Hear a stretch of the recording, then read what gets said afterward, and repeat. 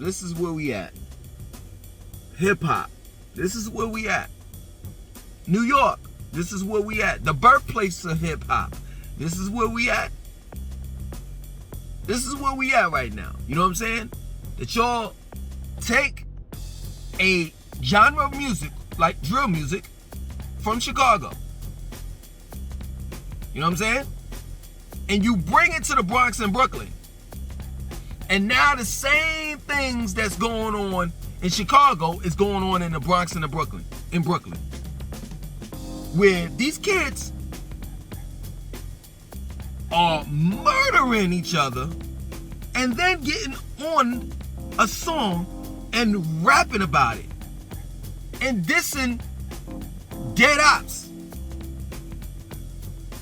And that's crazy to me. This is where New York is at right now. Drill music has trickled all the way down to Jacksonville, Florida as well. And I've heard that it's also in the UK, Europe. I heard some drill music in Africa. Like, this type of music has to be stopped. Because there's nothing positive about it. Absolutely none. Drill music it has caused K-Flock to get locked the fuck up. And it's just that plain and simple. Straight up. I just don't understand these kids these days. What I mean by that is, I get it. I get that you're young. I get that you don't understand what you're doing. I get that you kind of feel as though that this is a video game. Like, you shoot and kill somebody and you think that this man is going to come back or something. Or there's not going to be any type of repercussions. Or you could go to jail and that's good for your rep. You're going to be the big man in jail. No, it don't work like that. I get it. But at the end of the day, I don't understand it. Because you're doing all of this for clout. You're not doing this for money. You're not doing this over drugs or a female. Not to say that those are justifiable reasons. But you're doing this for clout. I just seen the other day on YouTube, K-Flock dissing. He's in jail. He's on a phone in Rikers Island. Dissing his cousin D-Thing. Of course, go figure. Hours later, D-Thing, which is in Rikers Island, he's in Rikers Island as well, turns around, gets on a payphone or phone from Rikers Island, and disses his cousin K-Flock. This is ridiculous. This is where drill music gets you. Dead or in jail. One of the two. Which is crazy to me. This is the reason why I never listened to that shit. Never listened to I never listened to Chief Keef, Lil Durk, King Von, none of that. Because I saw no positivity in it. FBG Duck did a diss song and now he's dead. You tell me where's the positivity into that? Straight up. Nick Blicky, dead. The list goes on of Brooklyn cats that are dead and Bronx cats that are dead, known and not known. Off of drill music. And when I say something like this, well, you know what? They need to bring back stop and frisk. Everybody wants to attack me.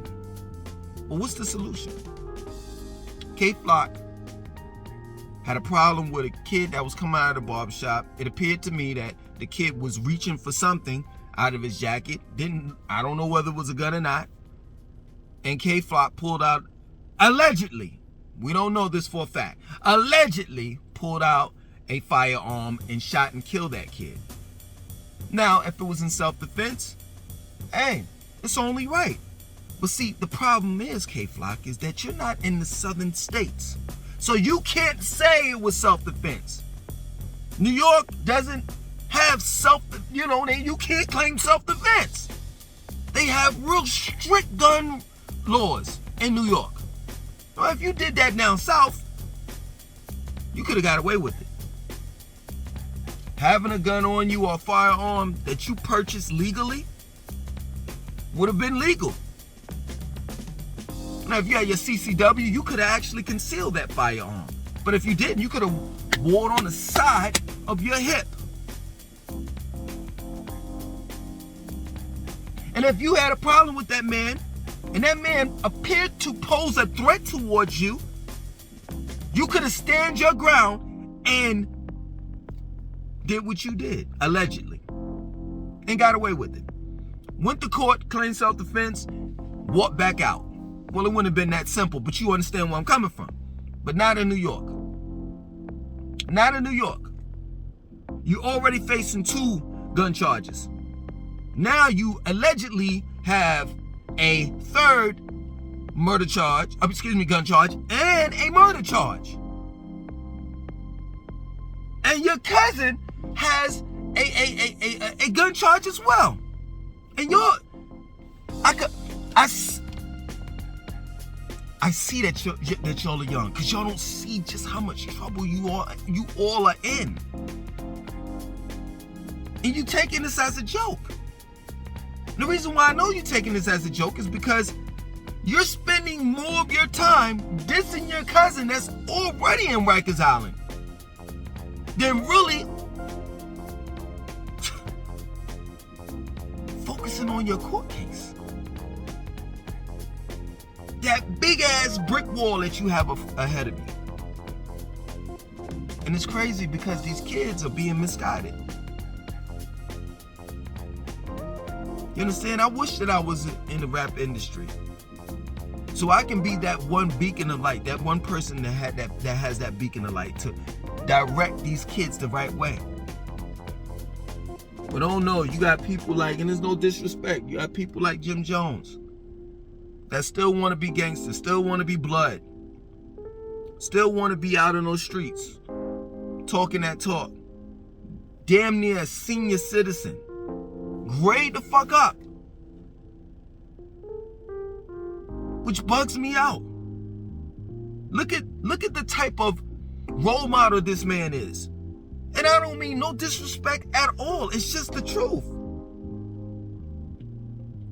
The kids don't have any role models to look up to, not in a positive way. I seen a video the other day, Jim Jones is wilding.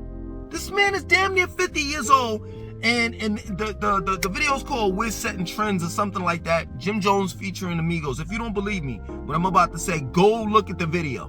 He got a 3-finger ring, not connected together, but separate rings on his fingers. And one said suck, the other one my, and the other one dick.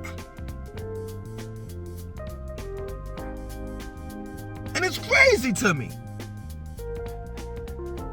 Elders, people that are older than you, supposed to guide you in the most profound way. They supposed to tell you, yo, I made this mistake, that mistake, and this. And listen, I'm telling you all of this so you won't make the same mistakes that I made. No, that's not what Jim Jones is doing. He's coming out with an album called featuring Mano. Which Mano is Mano is 48 years old. And the album's called Lobby Boys. I don't need to go any further. We all know that the album's gonna be about sex, drugs, and violence. That's it. And we sitting here shaking our heads as if we don't know where these kids got the bullshit or fuckery that they're doing from.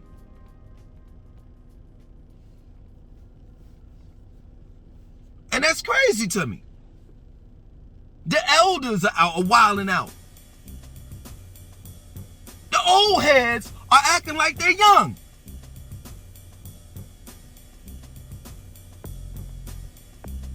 Jim Jones said it out of his mouth. He said being a rapper these days is the most dangerous job that anyone could ever have.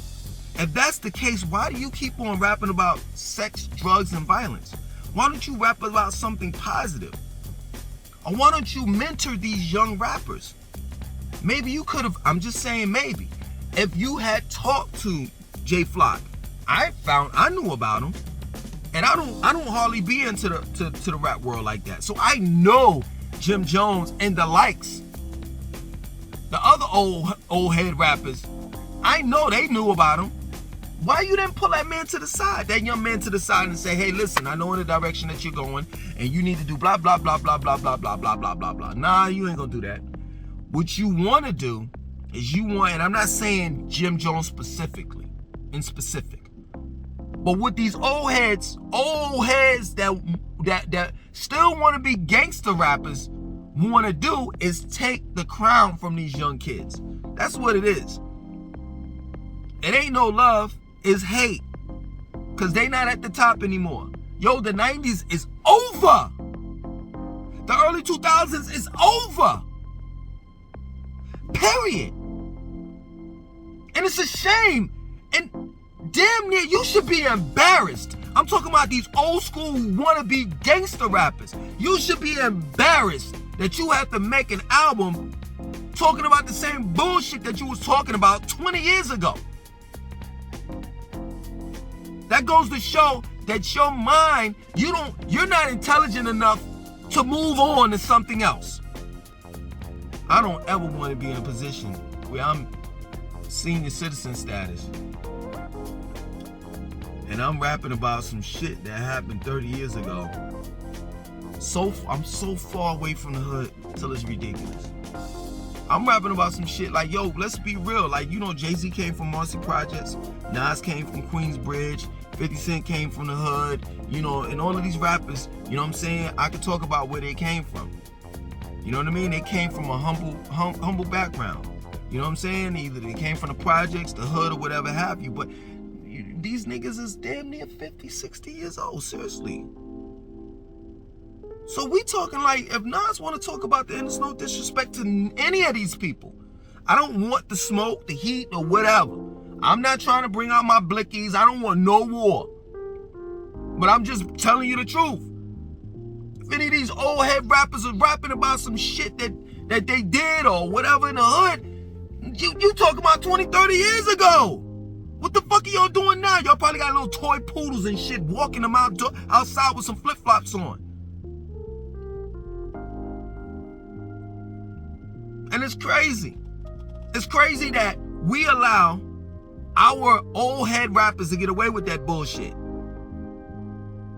That ain't no good music. That's genocidal music. This is the reason why we need to do away with these old head wannabe gangster rappers, still want to be gangster rappers, and this drill music too. Because it ain't no good. Plain and simple. It's no good at all. I can't believe we allowed Jim Jones to get away with his name. For real. I'm not even lying. For those that don't know who Jim Jones really is, it was a white preacher that took everybody to Africa, if I'm not mistaken, to this little village. And in that little village, he talked about the end of the world and all the rest of this shit. And he forced all of these black people to drink Kool-Aid with either formaldehyde or cyanide, some type of poison in it, and they immediately died. That was women, men, and children. Some of the people, some of the kids and the women smelt it and didn't want to drink it, and they had a gun pointed to their head, and they were forced to drink it.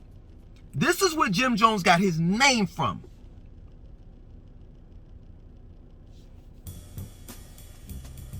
And this is what you're not understanding. That Jim Jones is literally doing what the real Jim Jones is doing. Only just in music. So he's using hip hop and he's pouring cyanide, poison inside hip hop. That sex, drugs, and violence inside the Kool-Aid. And he's making you, instead of drinking it, he's making you listen to it. And you're literally dying. and don't even realize it. Going out there killing yourself. You know, they say like, we talk about the top 5 or top 10 albums, you know what I'm saying, in hip hop that came out, and the ones that we talk about, none of them were positive. All of them was about sex, drugs, and violence. So I'm not sitting here and condemning the new school, because guess what? Guess where they got their violence, that bullshit from, that fuckery from? The old school.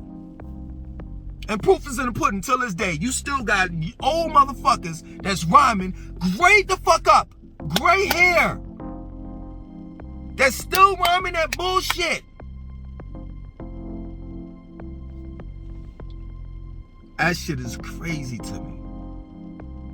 And everybody's shaking their heads like, man, K-Flock, he did it to himself and da-da-da-da-da. Nah, in all actuality, we let him down. Because we should have taught him better. But you know what with the 90s and the early 2000s, the rappers said? They said, I ain't nobody's role model, knowing that they were. Knowing that they are.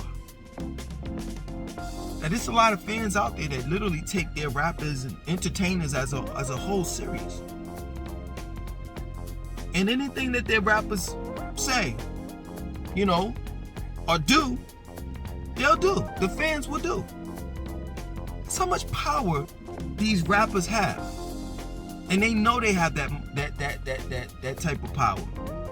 But that type of power that they know that they have, they use it for evil. Plain and simple. There'll be more K-Flocks. There'll be a trail of tears, as the Indians said.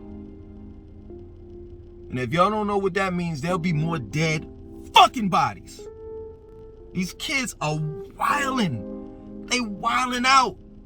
And ain't nobody trying to stop them. If anything, we pushing them. We free K-Flock. For what? Yo, this man is a killer.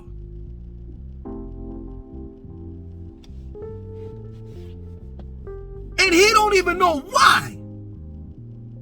That's some NK Ultra shit. Y'all don't even realize that. That's some NK Ultra shit.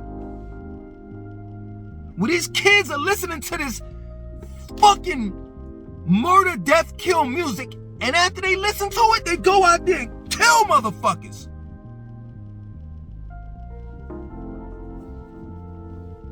It is what it is, my nigga. I've been saying this shit for years. Over 20 years I've been trying to tell these motherfuckers shit.